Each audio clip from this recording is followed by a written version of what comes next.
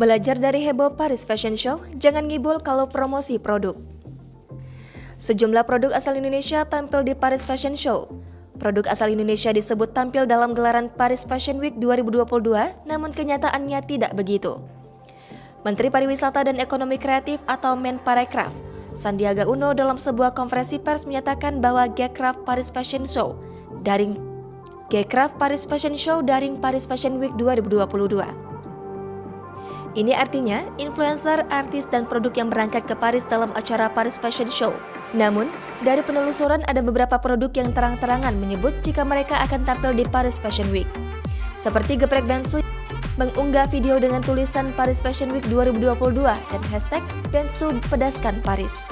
Kemudian akun Instagram dan Hyohyoji yang berkolaborasi dengan Trisecond mengunggah video teaser Paris Fashion Week. Menanggapi hal tersebut, pakar pemasaran sekaligus founder dan chairman Mark Plus, Herman Kartajaya mengungkapkan dalam mempromosikan sebuah produk seharusnya tim pemasaran harus berhati-hati. Hermawan mengungkapkan untuk strategi pemasaran sebuah produk memegang prinsip digital, humanity, dan strategi. Pengamat bisnis dan pakar brand Yuswo Hadi mengungkapkan jika strategi mendompleng nama besar ini memang kerap kali dilakukan di dunia marketing. Namun, untuk kasus Paris Fashion Show versus Paris Fashion Week bisa menjadi pembohongan publik.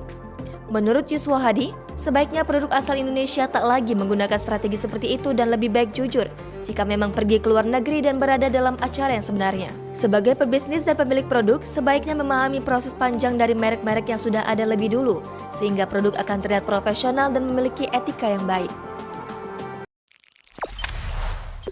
Jangan lupa subscribe, share, komen, dan like ya!